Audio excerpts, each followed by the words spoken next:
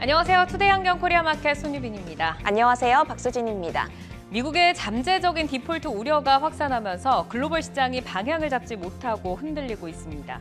불확실한 연준의 행보도 경계감을 키우는 모습인데 이번 주도 이제 하루만을 남겨놓고 있죠. 이번 주에 탄력이 좋았던 섹터 중에 하나는 바로 의료기기였습니다. 어제 의료기기 무역 수지가 3년 연속 흑자를 기록했다라는 소식도 있었는데 오늘도 상승 출발하긴 했지만 마무리가 좀 아쉬웠죠. 네, 대표적인 의료기기 업체인 루닛이 3거래일 연속 상승하며 장중 52주 신고가를 기록했고요. 의료 AI 솔루션 업체인 JLK가 5거래 연속 가파르게 상승하며 연일 신고가를 다시 썼습니다. 대외 불확실성으로 경계감이 커진 하루, 투데이 한경 코리아마켓 첫 번째 이슈픽의 주인공은 누구일까요? 네, 오늘 약세장 속에서 그나마 존재감을 드러낸 섹터, 바로 반도체입니다. 부채 협상 불확실성에 정규장에서 하락 마감을 했던 엔비디아가 장 마감 후 깜짝 실적으로 시간에 급등을 하면서 반도체주의 훈풍이 되어줬는데요. 투데이 한경 이슈픽 첫 번째는 엔비디아 훈풍 7만 전자 터치입니다. 엔비디아가 1분기에 깜짝 실적을 발표한 데 이어서 생성형 AI 붐으로 올 2분기 매출 전망도 시장 전망치를 크게 웃돌며 투자자들에게 놀라움을 선물을 했는데요. 삼성전자는 잠시긴 했지만 장중에 7만 전자를 터치를 했고 SK하이닉스는 10개월 만에 10만 닉스에 복귀를 했습니다. 삼성전자와 SK하이닉스를 중심으로 반도체주 전반적으로 흐름이 좋았죠. 네, 엔비디아를 주요 고객사로 두고 있는 PCB 대표 업체 이수페타시스, 그리고 반도체 테스트 소켓 업체 ISC가 급등했고요. TLB, 유니퀘스트, RF세미 등 반도체 장비주가 일제히 오름세로 에너지를 분출했습니다. 반도체주에 이은 투데이 한경 이슈픽 두 번째 주제도 소개해 주실까요? 네, 투데이 한경 이슈픽 두 번째는 실적 없고 기대감만 있다는 AI주입니다. 엔비디아의 실적을 이끌고 있는 핵심 생성형 AI 붐으로 꼽히고 있지만 국내 관련 업체들은 아직 실적에 대한 가시성은 부족한 상태인데요.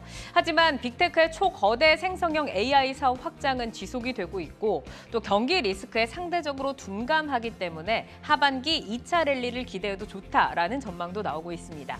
AI 챗봇 관련주도 역시 오늘 엔비디아의 훈풍이 불어왔죠. 네, 맞습니다. 연초 AI 챗봇 흥행 대장주인 코난 테크놀로지를 중심으로 플리토, 셀바스 AI 등이 강하게 출발했는데요. 오후 들어 상승폭을 반납한 점은 아쉬웠지만 빨간불을 지켜내면서 마감했습니다. 개별 모멘텀에 따라 차별화가 진행되고 있어 종목별 맞춤 전략으로 탄력적으로 대응하셔야겠습니다.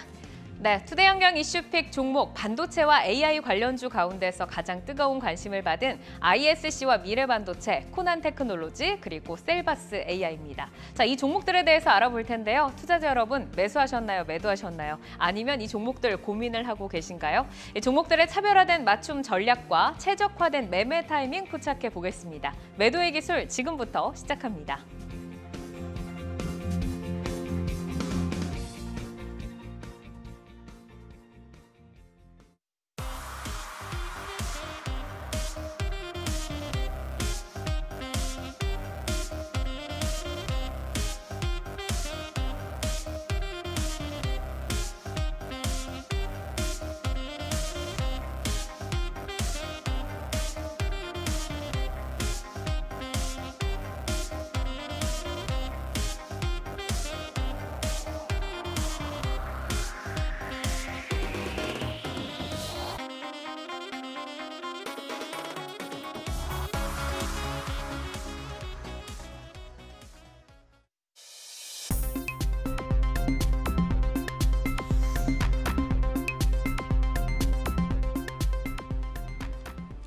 종목별 최적화된 매매 타이밍을 포착해보는 매도의 기술. 오늘 매매 타이밍을 포착해볼 종목 ISC와 미래반도체, 코난 테크놀로지, 셀바스 AI입니다. 매도의 기술 함께할 두 분 먼저 소개해드리겠습니다. 김성준 하이투자증권 도곡 WM센터 부장, 강석훈 신한투자증권 서울금융센터 PB와 함께하겠습니다. 어서 오십시오. 네, 안녕하세요. 네, 반갑습니다.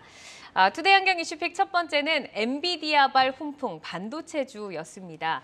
7만 전자와 10만 닉스가 드디어 이제 왔습니다. 7만 전자는 이제 다시 조금 내려오긴 했는데 반도체가 이제는 찐 바닥을 형성했다라고 볼 수 있을지 좀 기대를 해봐도 될까요, 부장님? 예, 뭐 기본적으로 이제 반도체 디램 3사가 다 감산에 돌입을 한 상황이고요. 최근에 디램 현물 가격을 본다면 특이한 점은 DDR5 가장 고성능인 반도체죠. 지난 5월 초부터 계속해서 반등세가 지금 이어지고 있다라는 점이 좀 의미가 있고요. 또 중국의 YMTC가 소폭 낸드 가격을 인상을 했고요. 삼성전자 역시도 4월보다 낮은 가격에는 낸드를 판매하지 않겠다라고 밝힌 바 있습니다. 거기에 마이크론 역시도 지금 이제 5월부터는 이제 더 낮은 가격에는 판매하지 않겠다라고 유통업체에 통보를 한 이런 측면들까지 본다면은 일단 서서히 반도체 가격도 이제 반등을 찍고 좀 이제 저점을 찍고 반등하지 않겠냐라는 기대감이 지금 형성이 되고 있고요. 3분기부터는 가능하리라 이렇게 좀 기대를 좀 하고 있는 상황입니다. 거기에 바닥에 있어서는 항상 겪었던 것처럼 뭐 파산이라든지 뭐 합병 같은 이슈가 있었는데 지난 16일 날 키옥시아와 웨스턴하우스가 또 이제 합병 보도가 있었죠. 이런 부분들이 발표가 나온 다음부터 16일부터 지금 하이닉스는 단 하루도 빼놓지 않고 외국인들은 계속해서 지금 강한 매수를 좀 하고 있는 상황이고요. 삼성전자 역시도 뭐 좀 많은 매수를 좀 하고 있는 부분들인데 이런 측면들도 역시 크게 좀 작용했다라고 볼 수가 있습니다. 또 이제 마지막으로 엔비디아가 이번에 이제 급등을 좀 했는데 가이던스 50%나 상향을 했습니다. 역시 고성능 AI를 중심으로 한 수요가 폭발될 거다라는 기대감들이 나타났고 이런 것들이 일시적인 현상은 아닐 것이다라고 좀 기대를 하고 있습니다. 정리하자면은 반도체 가격 상승에 대한 기대감, 또 업계 개편, 또 이제 AI를 중심으로 한 고성능 반도체의 이런 것들 수요 증가는 그래도 충분히 반도체의 바닥이다라고 논할 수 있는 부분들인 것 같습니다. 오늘 이제 SK 하이닉스가 강했고 그에 비해서는 삼성전자는 조금 아쉬운 흐름을 보였습니다. 그러면 삼성전자의 탄력이 상대적으로 약한 이유는 무엇이라고 보시는지 궁금하고 그리고 이제 시장에서 구만전자 보고서까지 속속 등장을 하고 있거든요. 지금 이 시점에서 투자자분들이 삼성전자와 SK 하이닉스 담아도 된다라고 보실까요? 일단 뭐 기본적으로 하이닉스가 더 상승했었던 이유는 뭐 두 가지를 볼 수가 있는데요. 일단 기본적으로 뭐 베타 값이 좀 높죠. 아무래도 반등 기조에는 더 베타 값이 높은 것을 선호하는 부분들이 있기 때문에 그랬다라고 볼 수가 있고 또 두 번째 이유는 이제 엔비디아의 GPU를 만들기 위해서는 HBM 고성능 이제 칩이 좀 필요할 텐데요. 역시 SK 하이닉스가 관련된 분야에서는 전체 3사 가운데 50% 정도를 차지하고 있고 삼성전자가 한 40%, 10%는 한 마이크론이 차지하고 있기 때문에 그런 측면에서 본다면 하이닉스가 좀 더 유리한 측면들이 있었다. 이렇게 볼 수가 있습니다. 지금 담아야 되느냐라는 부분에 있어서는 이제 결론적으로 먼저 말씀을 드리면은 뭐 제한적인 반등, 추가 반등 가능성은 분명히 좀 있다라고 말씀을 드릴 수가 있는데요. 제한적이라는 측면들은 일단 지난 5월에도 삼성전자 매출 비중이 중국이 10% 미만까지 떨어질 정도로 중국이 많이 좀 취약합니다. 중국이 또 살아나야 또 삼성전자나 다 같이 좀 좋아질 수 있을 부분들일 텐데 일단 뭐 두 가지의 일단 뭐 정치적인 걸림돌도 좀 있습니다. 중국이 마이크론을 제재했는데 우리나라 국산 반도체를 팔지 말아라라고 직설적인 요구도 있었는데 이런 문제들도 좀 풀어야 될 과제인 것 같고요. 또 10월까지 또 역시 중국에 있는 삼성전자 하이닉스 공장에 대한 부분들 1년간 유예를 받았는데 이 부분들을 어떻게 좀 처리를 해 줄지 현재는 고성능 반도체를 5% 이상 그 증설을 못하는 이런 한계가 있는데 지금 현재 보니까 10%까지 요구를 한 상황인데 이 요구가 과연 받아들여질지 이 처리 문제도 우리가 한번 좀 봐야 될 부분들이기 때문에 일단 저는 좀 제한적인 반등 10% 내외의 제한적인 반등 정도 말씀드립니다. 알겠습니다. 우선 이제 반등은 이어질 것이지만 조금 제한적일 수밖에 없는 게 이제 중국 수요와 또 미중 분쟁에 있어서 그런 갈등들을 좀 고려를 해야 된다라는 말씀이십니다. 자, 오늘 엔비디아발 훈풍에 들썩인 반도체주 오늘 매도의 기술에 오를 두 종목은 ISC 그리고 미래 반도체입니다. 자, 두 분의 사인을 보니까 미래 반도체는 두 분 다 스탑을 주셨고요. ISC는 김성주 부장께서는 고, 강석훈 PB는 스탑으로 지금 엇갈렸습니다. 강석훈 PB는 모두 지금 스탑을 주셨는데 ISC부터 좀 질문을 드려볼게요. 이 반도체 테스트 소켓 세계 1위 업체고 최근엔 또 매각 이슈까지 좀 부각이 되고 있습니다. 스탑 신호를 주신 강석훈 PB께 먼저 좀 들어볼 텐데 왜 여기서 이제 그만해야 된다라고 좀 보실까요? 예, 일단 긍정적인 측면부터 말씀을 드린 게 맞을 것 같습니다. 예, 방금 말씀드렸던 것처럼 오늘 일단 올랐던 것도 엔비디아 실적 발표 이외에 올랐던 것입니다. 요거를 이제 구체적으로 말씀을 드리자면은 ISC라고 하는 것이 엔비디아 쪽으로 가는 물량이 있기 때문이죠. 특히나 요 이유가 왜 중요하냐면은 엔비디아 그동안 만들어낸 GPU라고 하는 것의 성능이 굉장히 월등했는데 그동안 D램 반도체라든지 CPU라고 하는 것의 성능이 요거를 못 따라가서 결과적으로 렉이 발생한 현상이 있었습니다. SK 하이닉스가 이제 이런 것들에 대한 노력으로 이제 HBM이라고 하는 것을 결과물로 만들어내게 됐는데 이런 하이엔드 칩에는 이 ISC 소켓이 들어가야 되기 때문에 소켓의 물량이 전반적으로 늘 수 있는 상황에 있어서는 긍정적으로 바라볼 수 있습니다. 하지만 다른 기업들이 들어올 수도 있다라고 하는 측면에 있어서는 저는 이제 부정적인 측면을 바라보게 되는데요. 최근에 이 반도체 쪽 독점을 해소하는 상황이 자꾸 발생하게 돼서 요 대표적인 예시가 이제 리노공업이라든지 TSE라고 하는 회사들이 있어서 이런 독점적 지위라고 하는 것을 잃어갈 수 있는 상황이라고 하는 것을 본다라고 한다면 지금 당장 잃지 않고 단기적인 실적이 나온다고 하더라도 장기적으로 이 독점적 지위라고 하는 것을 기반으로 이 정도의 가격을 가지고 투자를 하는 것은 조금 부담이지 않을까라는 말씀을 드리고 싶습니다. 그러니까 기술력에 대한 의심은 없지만 경쟁사 유입의 뭐 수급이라던가 영업 마진이라던가 이런 부분이 조금 불확실하다라는 말씀이시고 김성준 부장께서는 지금도 고 사인을 주셨어요. 더 가지고 가도 된다고 보시는 걸까요? 예, 물론 이제 실적 대비는 많이 비싼 건 사실입니다. 근데 앞서서 제가 서두에 언급을 드렸던 것처럼 그래도 추가적인 반등 가능성 분명히 있다라는 측면에서 같은 그런 또 이제 반도체 쪽에 있는 종목이기도 하고 해서 제가 이제 고를 말씀을 드렸고요. 기본적으로는 이제 비메모리 쪽보다도 이제 비메모리 쪽에 매출 비중이 지금 점차 증가하고 있다는 측면에서 부진한 이런 메모리 쪽보다 더 그래도 조금 좀 좋은 쪽에 매출 비중이 늘어나고 있다는 측면들까지 감안한다면은 일단 그래도 저는 가져가도 좋겠다 말씀드립니다. 그러면은 이 부분도 좀 보겠습니다. 이제 지난 19일에 ISC의 최대 주주와 SKC의 양해각서 체결 소식이 전해졌잖아요. 이 ISC의 기업 가치를 약 1조 원으로 평가했다라는 기사가 있었는데 지금 현재 ISC의 시총을 보면은 8,800억 원대 정도 되거든요. 이 SKC의 피인수 시나리오는 좀 어떻게 예상을 하시는지 그리고 주주들이나 뭐 시장에서는 좀 기대할 수 있는 효과 있을까요, PB님? 예, 요것과 관련해서는 사실은 이제 기사 내용이 먼저 나왔다라고 하는 거 공시가 원래 먼저 나와야 되는데 이제 기사가 먼저 나오는 것 자체가 조금 안타깝게 여겨지게 되는데 전반적인 내용을 말씀드리자면 대략 30에서 40%의 지분을 인수하는 거가 됩니다. 7, 8월 사이에 이제 본계약이 진행된다라고 하는데 구체적인 내용 자체를 이제 말씀을 드리자면은 이 SKC라고 하는 회사가 최대 주주인 이제 헬리오스 프라이빗 에쿼티라고 하는 곳과 M캐피탈로부터 이제 지분 전량을 넘겨받는 내용의 양해각서를 체결한 게 이제 주된 내용이 됩니다. 방금 말씀드렸던 것처럼 이제 경영권 지분이라고 하는 것은 대략 31%에서 대략 41% 가량에 해당하는데 요거에 대한 평가를 이제 SKC라고 하는 회사가 대략 9,700억 원 수준으로 이제 평가하게 됐죠. 경영권 지분만 이제 대략 4천억 원에 가까운 금액으로 인수할 것으로 보이게 되는데요.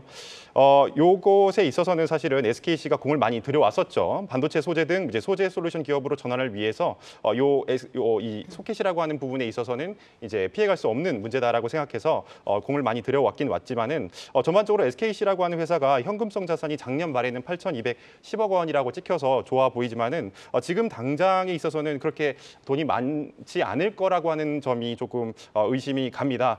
글라스 기판을 하는데 여기에 이미 투자를 많이 했습니다. 그리고 1분기 실적도 별로 좋지 않아서 이 반도체 부분에 있어서의 실적 이외에는 이제 큰 실적이 나와지지 않았다라고 하는 점입니다. 특히나 이제 동박 수요가 안 따라줘서 재고가 많이 쌓였다라고 하는 점도 안 좋게 볼 수 있습니다. 네. 예.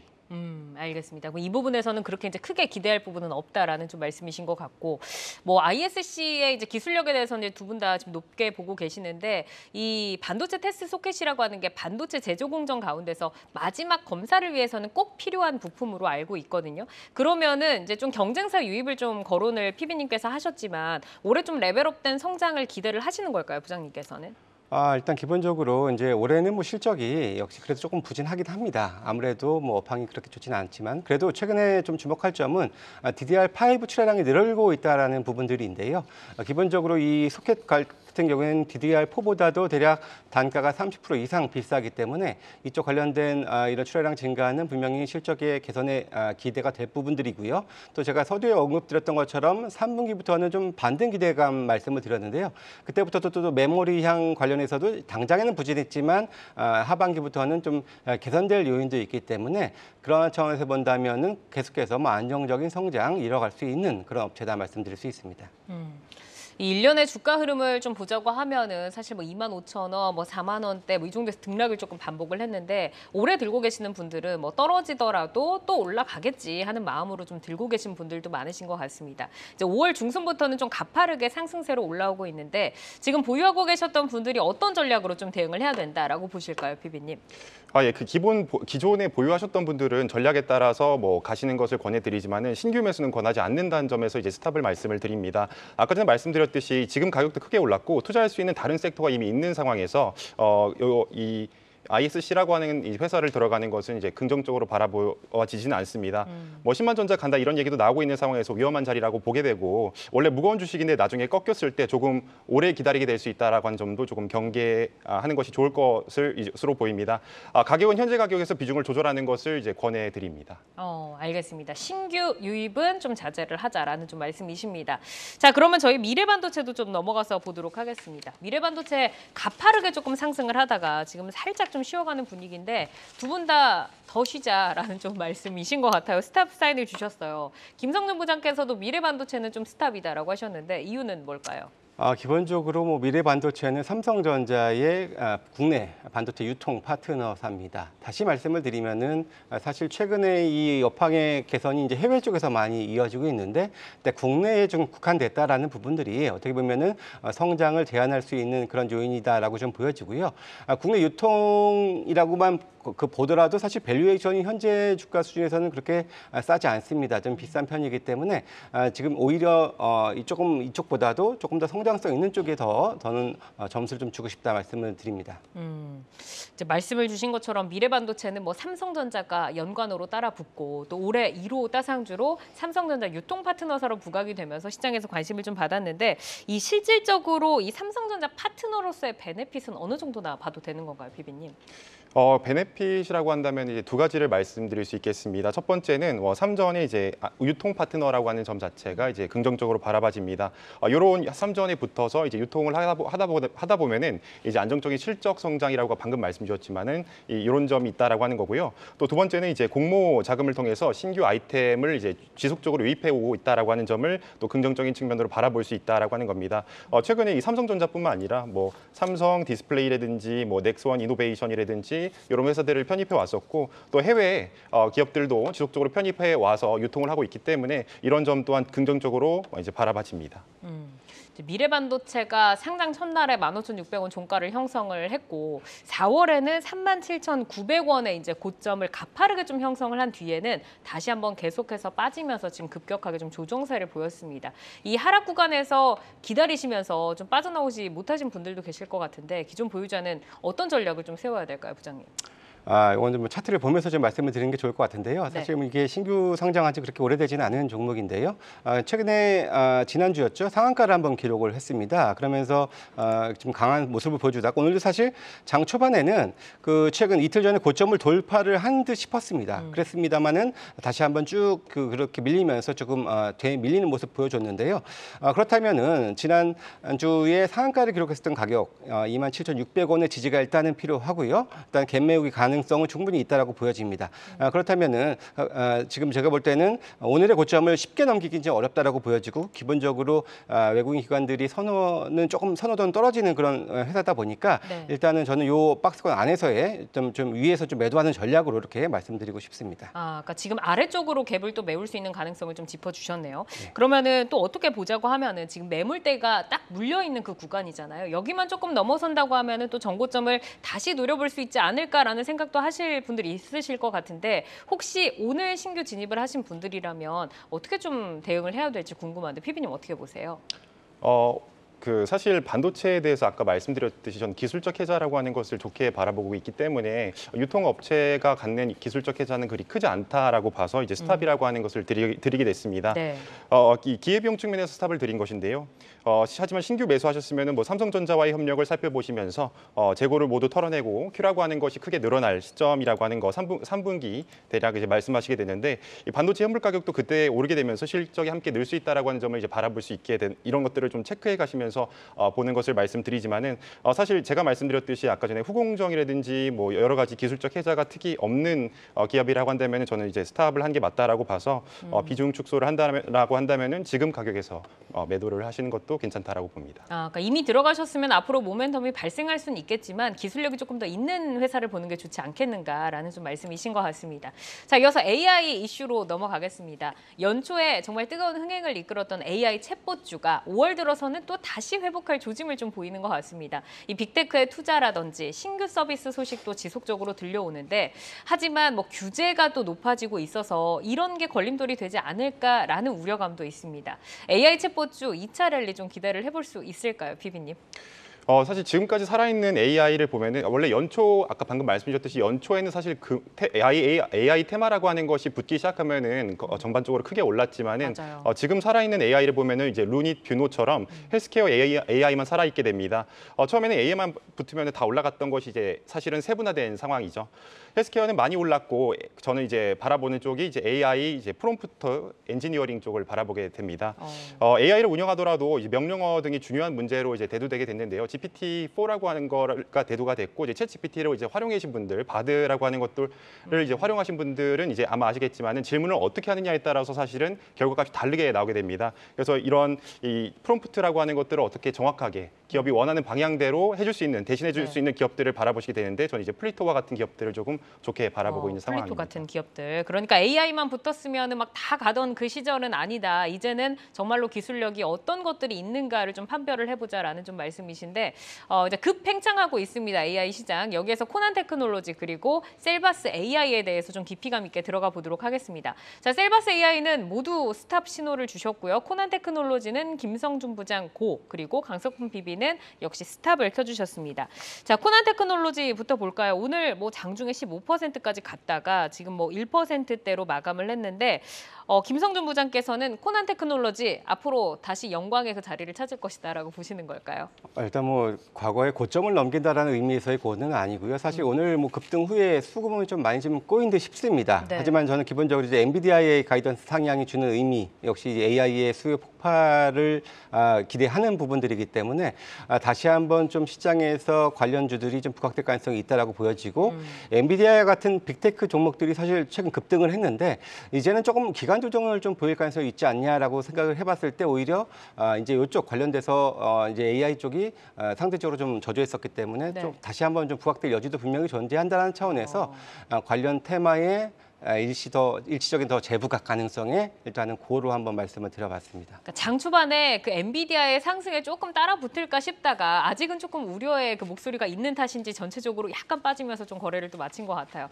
강석훈 PB께서는 코난 테크놀로지도 이제 스탑을 주셨는데 어떤 이유일까요? 사실 기업 자체가 이제 괜찮긴 한데 이런 자연어 처리하는 기업들이 굉장히 많아서 사실은 조금 스탑이라고 하는 시그널을 줬습니다. 뭐 브리지텍이라든지 코난 테크놀로지, 뭐 셀바스 AI 등등 뭐 여러 가지 기업들이 있는데 조금 매력이 떨어지는 상황이라고 저는 생각합니다. 이런 기업들의 경우에는 뭐 음성 인식에 관련된 얘기도 있고 한데 이런 것들은 조금 더 실적을 오랫동안 장기적으로 좀 바라봐야 된다라고 생각하고 아까 전에 말씀드렸듯이 단기적으로 뭐 챗 GPT라든지 이런 프롬프트라고 하는 것들을 적극적으로 활용할 수 있는 기업들 그리고 대신해 줄 수 있는 기업들 단기적으로 실적을 낼 수 있는 기업들에게 조금 더 이제 투자금을 주시는 것이 좀 좋지 않을까 이런 생각을 하고 있습니다. 그러니까 실적을 빨리 당겨올 수 있거나 아니면 기업의 그 경쟁력이 강화하거나 그쪽을 봐야 된다라는 말씀이신데 코난 테크놀로지의 좀 실적을 좀 보도록 하겠습니다. 지금 어느 정도의 수요가 실질적으로 AI 분야에서 발생을 하고 있는지 궁금하고 글로벌 시장에서 코난 테크놀로지 경쟁력 있는 기업일까요, 부장님? 일단 기본적으로 이제 매출의 전부가 다 내수기 때문에 뭐 글로벌 경쟁력까지 논하기는 조금 좀 힘이 될 것 같습니다. 네. 하지만 그래도 업력이 20년 이상 됐었고요. 또 이제 관련된 또 이제 국내의 기업에 이제 2,500개 이상의 기업에 현재 좀 고객사를 두고 있고 또 장기 매출이 이어지는 매출 비중이 55% 정도 되니까 안정적인 매출 성장은 이어가고 있습니다. 물론 아직까지 숫자는 조금 좀 이제 시총 대비에는 좀 아직은 못 미치지만 그래도 꾸준히 성장하고 있다는 데서 의미가 됐고요. 2대 주주로 있는 이제 SK텔레콤의 이제 AI 서비스 에이닷의 이제 서비스를 지금 하고 있는 상황이고요. 마찬가지로 이제 3대 주주인 카이 한국항공우주가 이제 지분 7%대를 가지고 있는데 요 관련해서 같이 국방과 이제 보안 쪽에서 계속해서 또 프로젝트를 같이 또 동반해서 참여하고 있는 이런 부분들이고요. 또 향후에 계속해서 뭐 로봇이라든지 뭐 이제 드론, 뭐 이제 항공우주, 엔터 여러 가지 다양한 분야에서 이 AI가 일상 속에서 상당히 좀 많이 다가올 수 있는 콘텐츠들이 늘어난다라는 부분들을 본다면은 역시 장기적인 성장 가능성이 있고요. 무엇보다 다음 달에 이제 정부에서 이제 지난번에 신성장 전략 4.0 로드맵 발표를 보면은 아마 이제 다음 달에 전 국민 AI 관련된 일성화 추진 계획을 발표할 예정입니다. 그래서 그런 부분들도 또 테마의 형성에 한번 기대감을 줄 수 있는 요인이다 말씀드립니다. 이 다음 달에 정부 정책 관련해서 또 갔으면 하고 기대하시는 분들이 또 계시겠지만 사실 또 코난 테크놀로지 같은 경우에는 보면은 장기간 뭐 지금 많이 좀 올라오긴 했잖아요. 근데 또 고점에서 15만 원대를 찍었다가 흘러내린 뒤로는 이 구간에 계시는 분들도 굉장히 좀 불안하실 테고 또 옛날부터 갖고 계셨던 분들도 수익이 줄어드니까 이 부분도 언제 다시 올라갈까 좀 고민을 하고 계실 텐데 기존 보유주와 또 구간별로 지금 어떤 전략을 좀 가져가야 될지 궁금합니다, 부장님. 예, 물론 다시 새로운 테마에 다시 재차 그가 부각될 가능성은 어디까지나 가능성입니다. 이런 측면들을 더 염두를 해두셔야 될 것 같고요. 뭐 6개월 이상 가지고 계셨다면 상당히 좀 큰 수익을 보고 계실 부분들인데 수익의 절반 이상을 지금 현재 반납을 한 상황이겠죠. 좀 아쉽지만 그래도 지난번에 고점 15만 7천 원대를 넘어서기 본다든 일단은 저는 대략 한 10만 5천 원 혹은 한 12만 원 선까지 하는 그 정도의 반등을 일단 목표로서 한번 좀 관심을 좀 둬야 될 거라고 말씀을 드리고요. 단기간에 가지고 계신 분들도 지금 현재 구간은 물론 오늘 조금 꼬였습니다만은 그래도 지금 대략 이제 8만 원 선까지는 뭐 큰 그 이탈은 나오지 않을 거라고 좀 기대가 되는 부분들이고요. 역시 반등 시에는 그래도 말씀드렸던 목표가 10만 5천 원 혹은 12만 원까지 목표로 하는 전략 말씀드립니다. 아직도 가야 할 길이 좀 머네요. 네, 이어서 이제 셀바스 AI 보도록 하겠습니다. 셀바스 AI도 이제 차트 모양은 좀 유사합니다. 지금 이제 두 분 모두 셀바스 같은 경우는 다 스탑 사인을 주셨는데 강석훈 PB께 먼저 들어볼까요? 셀바스 AI의 스탑 사인. 예, 셀바스 AI도 사실은 비슷한 방금 아까 말씀드렸듯이 셀바스 AI라고 하는 회사도 이제 음성 인식이라든지 뭐 아까 전에 말씀드렸던 그런 내용들을 바탕으로 하고 있는데 장기적으로 좀 기다려야 된다는 점이 조금 저는 오래 기다려야 된다라고 하는 점을 조금 디메리트로 보고 있는 상황입니다. 네. 셀바스 AI라든지 뭐 아까 전에 말씀드렸던 뭐 코난 테크놀로지라든지 이런 기업들보다는 방금 말씀드렸던 플리토라든지 지금 당장 실적을 낼 수 있는 기업들에 투자하는 것이 기회비용을 잃지 않고 나의 자금을 제대로 살릴 수 있는 길이 아닐까 이런 생각들을 조금 드리고자 합니다. 네. 뭐 이거 말고도 뭐 음성 인식 엔진, 뭐 엔투엔드라고 하는 것들도 개발해 왔지만은 이런 것들도 사실 개발을 했고 계획을 하고 이러고 있기 때문에 사실은 제가 생각하기에는 실적이 지금 당장 나기에는 조금 아직 멀다. 조금 멀었다. 예. 네.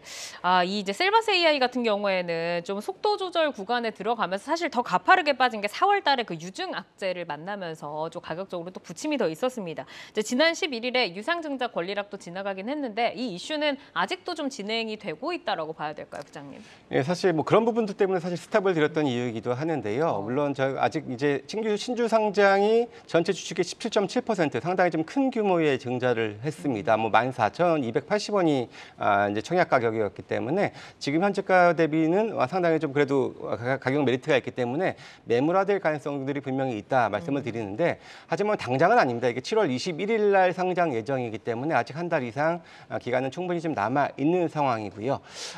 이렇다면은 전략을 본다면은 물론 이것도 마찬가지 아까 코난테크랑 마찬가지로 형성된다면은 충분히 올라갈 가능성이 있습니다. 그렇다면은 제가 지금 당장의 매도보다도 오히려 이 청약일이 이제 6월 21일, 22일인데요. 대략 한 그때쯤 되면은 청약률을 높이기 위해서라도 막 좋은 뉴스들 막 이렇게 막 노력하는 것들이 나오거든요. 주가를 부양하기 그렇죠, 위해서. 그렇죠. 예, 그래서 한 달 정도의 텀을 두고 일단은 저는 상승 시 일단 매도하는 전략 이렇게 좀 말씀을 좀 드리고 싶습니다. 네, 알겠습니다. 강석훈 PB께서는 그러면 갖고 계신 분들 이때까지 기다려야 된다고 보세요? 아니면 지금 좀 당장 좀 나와야 된다 이렇게 좀 보실까요? 전략 어떻게 가져가 볼까요? 방금 말씀 주셨던 이슈 등을 활용해서 뭐 트레이딩 전략이라고 하는 걸 해서 이제 샀다가 뭐 팔았다 뭐 이런 식의 얘기들을 좀 할 수 있겠습니다. 근데 제가 바라보는 이제 기술적 측면에 있어서는 이제 성장성은 분명히 살아있는 기업이긴 합니다. 그래서 보유하고 계신다라고 한다면 그대로 들고 가시는 것도 나쁘지 않다라고 생각을 하는데 뭐 추가적으로 들어가는 것에 있어서는 뭐 길게 보시는 사람이라고 한다면은 뭐 그렇게 추천드리지는 않습니다. 네, 두 분 다 어쨌든 신규는 지금 스탑이시고 좀 정책적인 부분이라던가 다음 달에 또 좀 주가를 부양하는 부분이라던가 이런 이슈들 나올 때 좀 나오는 전략으로 좀 말씀을 좀 해주셨습니다. 자, 오늘은 ISC와 미래반도체 그리고 코난테크놀로지, 셀바스 AI 네 종목 살펴봤는데 이 종목들을 저희가 이제 말씀을 드릴 때는 현재 주가 그리고 현재 모멘텀을 기준으로 이 포인트를 제시를 해드리기 때문에 늘 시장 상황에 따라서 전략이 변동이 될 수 있다는 점을 유의를 해주시기를 바라겠습니다. 계속해서 여러분의 매도의 기술 전략 체크해 드리겠습니다.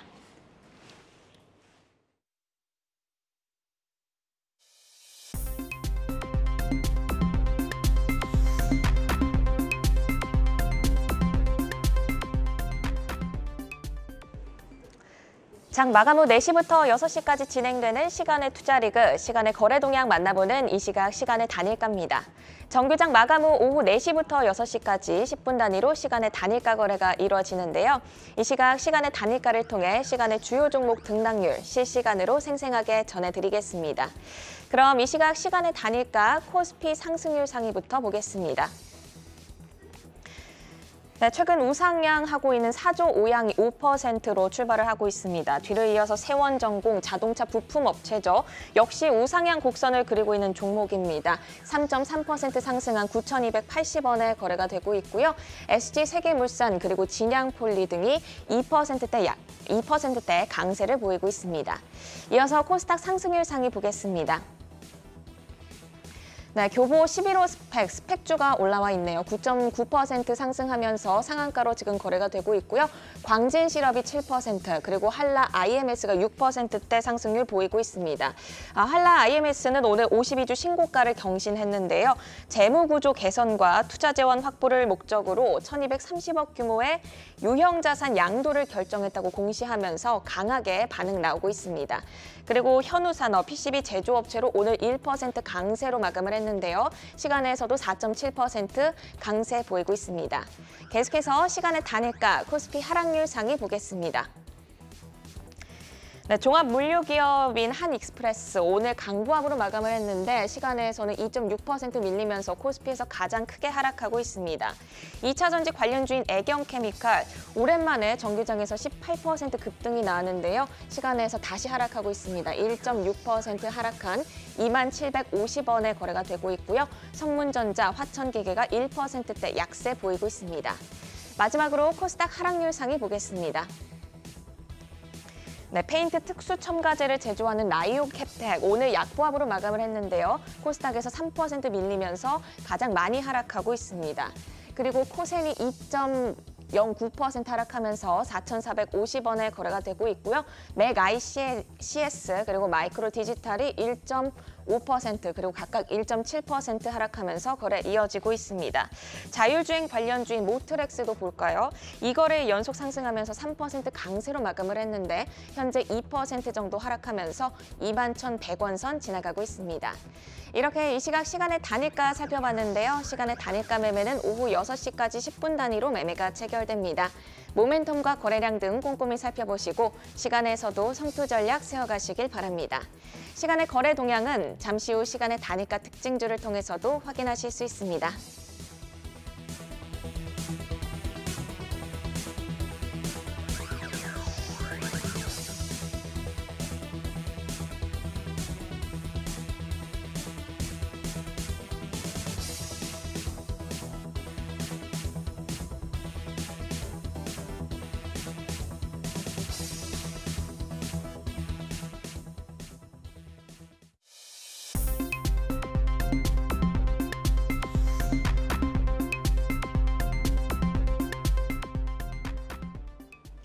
다양하게 부각되는 이슈와 모멘텀 속에서 연속성 있는 재료로 우상향할 주인공 만나보도록 하겠습니다.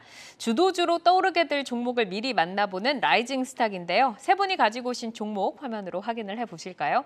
자, 이상홍 이사 하이트진로, 김성준 부장 SK이노베이션, 그리고 강석훈 PB 인크로스 가지고 오셨습니다. 자, 하이트진로부터 한번 만나보도록 하겠습니다. 이사님, 라이징 포인트 먼저 소개해 주시죠.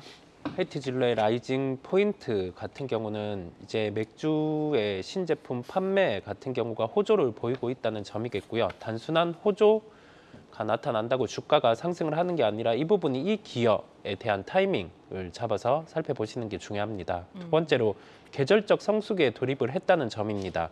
하지만 성수기에 돌입을 했다고 무작정 주가가 좋지는 않습니다. 과점 형태를 띠고 있는 맥주 산업 안에서 시장 점유율을 늘려갈 수 있는 제품을 갖춘 기업 같은 경우가 상대적인 주가 강세를 나타낼 수 있습니다. 네, 지금 신제품도 있고 그리고 이제 계절적 성수기 돌입도 꼽아주셨는데 뭐 올해는 여름이 더 덥다고 하는 이 지구에 좀 온난화도 현상이 있다 보니까 더 수요가 늘지 않을까 기대를 좀 해봐도 되나 궁금한데 성수기에는 수요가 어느 정도나 좀 증가가 되나요?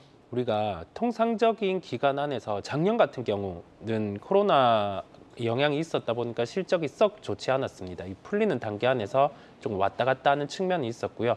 동일하게 마케팅 비용이 절약이 되면서 실적 같은 경우는 그래도 평균적인 실적이 나왔습니다. 올해 이 시즌을 비춰봤을 때 성수기 시즌이 도래를 했을 때 신제품이 나온다고 하면 이 부분이 마케팅 비용을 감안을 해서 우선 판매 호조가 나타나야 됩니다. 맥주 산업은 과정 구조를 갖추고 있습니다. 그러면 우리가 주목해서 살펴봐야 할 포인트는 시장 점유율을 늘려갈 수 있는 제품을 출시하는 거겠고요. 우선 하이트 진로 같은 경우는 신제품 켈리를 출시를 했고 이 대형마트 안에서 시장 점유율을 먼저 늘려가는 모습, 오비 맥주를 넘어서는 모습을 보여줬습니다. 하지만 이 결과로는 주가에는 큰 영향을 미치지 못합니다. 왜냐하면 대형마트에서 출시를 하면 그만큼의 비용이 증대되기 때문이죠. 우리는 그러면 여기에서 하이트 진로의 주가가 상승할 수 있는 요인이 뭔지 그 점을 파악하는 게 중요합니다. 그 편의점과 일반 마트에서 판매량 같은 경우가 그 오비 맥주의 점유율을 넘어선다라고 했을 때 이제는 주가가 본격적으로 상승을 할 수 있겠고요. 올해 예상되는 영업이익이 1,770억 정도 됩니다. 이 수치에서 그 오비 맥주의 편의점, 그다음에 일반 마트의 점유율을 넘어선다고 했을 때 판매를 가정을 해서 대입을 해보면 한 1,900억에서 2,000억 정도까지는 예상치가 올라가게 됩니다. 이 부분을 감안을 해봤을 때 우리가 작년에 롯데칠성 같은 경우가 소주의 신제품 출시 따라서 점유율을 마크를 해가고 여기에 더해져서 이 제로 탄산 음료 같은 경우가 판매가 나타나면서 시장에서 좀 평가 같은 경우가 이익 대비해서 시가총액이 다른 음식료 대비해서 좀 빠져 있다 보니까 주가의 반등이 강했어요. 그 포인트를 가지고 와 본다고 하면은 소주보다 맥주 같은 경우가 영업이익률이 덜하기는 하지만 과점 형태의 시장에서 점유율을 늘려가는 그 포인트로 접근을 하신다고 하면은 성수기 안에서 무작정 음식료가 되는 게 아니라 네. 주가 같은 경우가 상승할 수 있는 요인을 잡아가시면 되겠습니다. 결국에는 이 편의점과 마트에서 하이트 진로의 맥주가 오비를 넘어섰다 하는 부분을 좀 확인을 한다고 하면 주가가 좀 갈 수 있다라는 말씀이신데 그럼 지금 시점에서 어떻게 조금 진입을 해서 전략을 세워볼까요? 우리가 주가를 미리 예단해서 된다, 될 수 있다라는 관점보다 확인하면서 가는 게 중요합니다. 이 판매에 대한 점유율 그 부분이 올라오는 걸 보고 접근을 하셔도 되겠고요. 매수가는 현재가와 비슷한 가격입니다. 23,650원 가격대인데 우리 저점 대비해서 크게 오른 게 없습니다. 왜냐하면 시장에서 더 확인을 하려고 하기 때문이죠. 포인트는 아까 편의점과 마트에서 점유율이 늘어나는지 여부를 체크하면서 이 종목은 접근을 하시면 되겠고요. 목표가는 우선은 가깝게 26,000원을 제시를 했습니다. 이 부분은 단순하게 2분기 실적이 나오는 걸 환산을 해보더라도 이 정도 가격대까지는 상승이 가능하기 때문에 목표가를 26,000원으로 제시를 해드렸고요.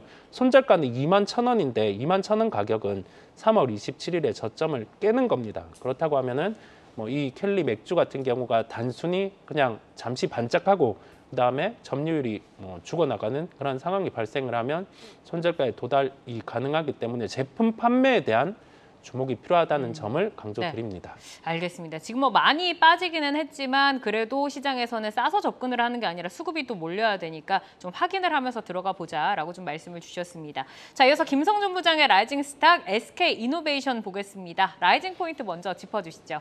예, 기본적으로 SK온에 여러 가지 리스크 요인들이 해소 과정이 진행 중에 있다는 부분들이고요. 첫 번째 자금 조달 불확실성이 1조 2천억의 자금 유치를 성공하면서 글로벌 확장이 기대가 되는 부분들이고요. 또 세제 혜택에 힘입어서 2분기부터 흑자 전환이 기대가 됩니다. 네. 지난 1분기에도 실적이 상당히 좀 좋게 나왔는데요. 일단 추가적인 주가 하락은 제한적일 거라는 부분에 있어서 본다면은 전통 사업, 정유나 석유 화학 쪽도 꾸준하게 실적 개선세 이어질 것이다라는 것이 바로 포인트입니다. 그러니까 본업인 정의와 석화 부문에서도 호조세를 좀 보일 수 있고 SK온이 그동안 좀 재무적인 리스크가 있었는데 투자금 확보로 이 부분도 좀 확보를 했다라는 말씀이십니다. 자, 그러면 이제 투자 유치에 따라서 어느 정도나 조금 기대를 해볼 수 있는지 그리고 본업은 얼마 정도까지 성장을 할 수 있는지 궁금한데 이 부분 어떨까요? 일단 기본적으로 이제 자금 부분에 대한 것을 1차적으로는 해소를 했고 향후 또 IPO까지 이어진다면은 더욱더 좀 개선되는 흐름을 보여줄 것이고요. 또 하나의 가장 큰 문제는 바로 수율이죠. SK온은. 하지만 최근에 보면은 중국 공장 같은 경우에는 수율이 한 95%까지 올라와서 거의 뭐 정상화 국면에 진입을 했고요. 헝가리 공장 같은 경우에는 80% 정도 수준까지 지금 올라와 있는 상황입니다. 지난 이제 미국 조지아 2공장 같은 경우에는 이제 화재 사건도 있었습니다만은 지난 1분기에는 40% 수준까지 떨어졌습니다만은 이제 2분기에는 60%까지 회복이 될 것이고 하반기는 70까지도 올라오면서 좀 더 점차적으로 좀 안정화 궤도로 진입이 될 것이다라는 기대감을 좀 갖고 있고요.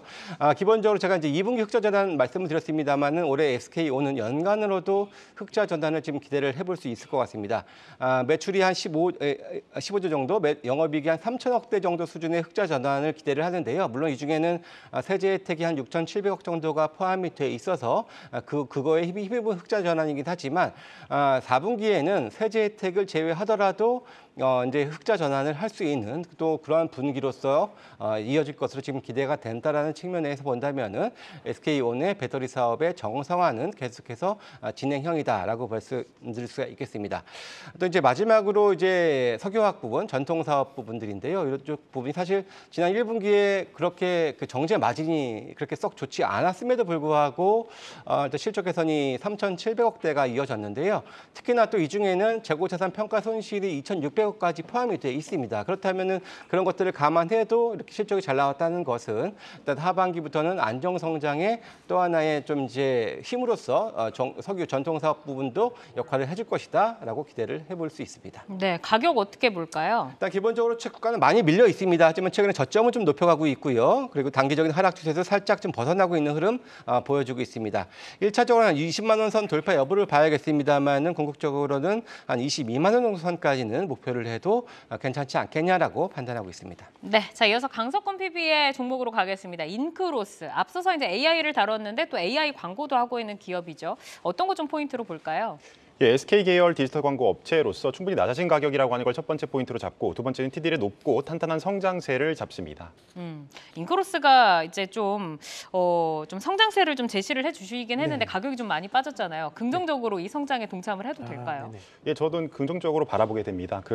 특히나 이제 첫 번째 충분히 낮은 가격에 대해서 말씀을 드리자면은 올해 들어 오르지 않은 섹터가 무엇이지 했을 때 나오는 이제 섹터가 바로 이제 광고 미디어 쪽인데요. 네. 업황이 좋지 않지만 섹터 내 기업들의 주가가 이를 이미 반영한 상황입니다. 엔터주랑 섞인 게 아니라고 한다면 업종 내 기업 P라고 하는 게 10배에서 11배 정도 수준으로서 저가 매수가 가능하다라고 저는 생각합니다. 특히나 이제 가장 핵심적인 이제 성장이라고 한다면은 TDL의 높고 탄탄한 성장세를 이제 바라볼 수가 있습니다. 인크로스라는 회사의 기초 재력은 업종 내에서도 단단한 상황입니다. 지난 10년간 영업이익을 기준으로 꾸준히 성장한 기업으로서 항상 흑자를 기록했습니다. 영업이익률은 2018년부터 30에서 40%대를 유지하게 됐고 전체 매출의 70%를 차지하는 미디어랩이라고 하는 것은 사업 부문은 올해 9%라고 하는 견조한 성장을 유지할 것으로 보이고요. 가장 주목해야 할 사업 부분이 바로 TDL이라고 하는 사업 부분인데 현재 매출액의 12%를 차지하지만 성장이 빠른 편입니다. 네, 지금 4월부터 뼈 아픈 하락세가 좀 이어지고 있는 것 같은데 지금부터 좀 진입을 해서 목표가 볼까요? 예, 지금 가격대가 굉장히 낮은 상황이긴 한데 지금 가격대에서 저는 매수해도 괜찮다라고 봅니다. 특히나 이제 목표가를 19,000원 정도로 잡았는데요. 현재 기입의 펀더멘털에서 크게 흠잡을 게 없는 상황이라고 봤기 때문입니다. 지금의 P라고 하는 것은 11배에서 12배 사이 정도가 됩니다. 과거 P가 가장 낮았던 때는 2018년도 14배에서 15배 정도인데 최근 19,000원이라고 하는 상단을 터치하고 내려오는 경우가 많았고 주봉으로 보더라도 과거 이 가격을 저항선으로 여기는 경우가 많았기 때문입니다. 이 P라고 하는 걸 반영해서도 이 가격대가 나오게 됩니다. 매수가라고 한다면은 지금 가격 사실 14,000원대를 저는 14,000원 그 자체를 사실 좋게 바라보고 있긴 한데 지금 사실 상승세를 바라보게 된다라고 한다면은 광고 미디어 쪽이 좋아질 상황을 바라보게 된다라고 한다면은 지금 가격도 크게 나쁘지 않다. 손절가는 과거 이제 바닥을 다졌던 13,400원대를 이제 제시합니다. 네, 알겠습니다. 오래 오르지 않은 섹터 광고에서 이제 인크로스까지 만나봤습니다. 자, 오늘 하이트질러와 SK이노베이션 그리고 인크로스 좀 소개를 해드렸는데 주도주들 미리 잘 선점을 해 나가시기를 바라겠습니다. 함께해 주신 김성준 하이투자증권 도곡 WM센터 부장, 강석훈 신한금융투자 서울금융센터 PB와 함께했습니다. 고맙습니다. 네, 시간의 단일가 거래 속 특징주들을 따라가보는 시간의 단일가 특징주 탑5입니다. 시간의 단일가 거래는 내일장까지 연결돼 움직이는 종목들이 많습니다. 오늘 함께 하시면서 매매 전략에 잘 활용해 나가시길 바랍니다. 그럼 시간의 단일가 특징주 5위부터 확인하겠습니다. PCB 업체인 이수페타시스가 올라왔습니다. 엔비디아의 호실적에 엔비디아를 고객사로 두고 있는 점이 주목을 받았는데요. 오늘 무려 17% 급등했습니다. 시간에서도 4,300억 이상의 거래대금 동반하며 거래대금 1위 기록 중인데요. 1.5% 상승하고 있습니다. 4위 확인하겠습니다. 삼부토건입니다. 우크라이나 재건 관련주로 가장 주목을 받은 종목 중 하나죠. 6거래일 연속 상승하고 있고 오늘은 변동성 키우며 1% 강세로 마감을 했는데요. 시간에서 거래량 1위 기록하면서 활발하게 움직이고 있습니다. 1% 가까이 상승하고 있네요. 3위 종목 열어보겠습니다. GS입니다. 서부 경남 지역에 도시가스를 공급하는 회사입니다. 오늘 외국인과 기관의 순매수에 힘입어 3% 빨간불로 마감을 했는데요. 30만 주 이상의 거래량, 1,300억 이상의 거래대금 터지며 강하게 반응 오고 있습니다. 4.5% 상승하고 있습니다. 계속해서 2위 종목입니다. 현우산업인데요. 2위 종목 역시 PCB 관련주가 올라왔습니다. 현우산업은 LG전자, LG디스플레이 등 LG그룹향이 주요 매출처인데요. LG전자의 전장사업의 수주 기대감에 주목을 받은 바가 있습니다. 오늘 PCB 업체의 동반 강세 속 1% 강세로 마감을 했는데요. 현재 3.5%까지 상승률 끌어올리고 있습니다. 1위 확인하겠습니다. 한라 IMS입니다. 오늘 52주 신고가를 경신한 종목인데요. 재무구조 개선과 투자 재원 확보를 목적으로 1,230억 규모의 유형자산 양도를 결정했다고 장 마감 후에 공시하면서 시간에서 강하게 반응 오고 있습니다. 현재 4.4% 상승하면서 7,820원의 거래 이어지고 있습니다. 네, 그럼 특징주 현우산업부터 보겠습니다. 인쇄 회로 기판용 적층판 제조업체로 LG전자의 전장사업 수주 확대 수혜주로 부각되고 있는데요. 최근 횡보세를 벗어나려는 시도가 계속 나타나고 있습니다. 내일장까지 좋은 에너지 기대해봐도 좋을까요? 산업의 주가가 강했던 타이밍은 애플카 같은 경우가 우리나라에서 부각이 될 때 주가가 강했었습니다. 지금은 큰 모멘텀이 없는 상황이었어요. 그렇다 보니까 주가는 윗꼬리를 다는 흐름이 많이 나타났었습니다. 그런데 오늘 시간외로 왜 갑자기 강하냐라고 하면은 LG전자에서 자회사로 보유하고 있는 기업 같은 경우 구체적으로 지분을 60% 보유하고 있는 기업이 전기차 충전 사업을 본격적으로 진행한다는 점이 부각이 되었고요.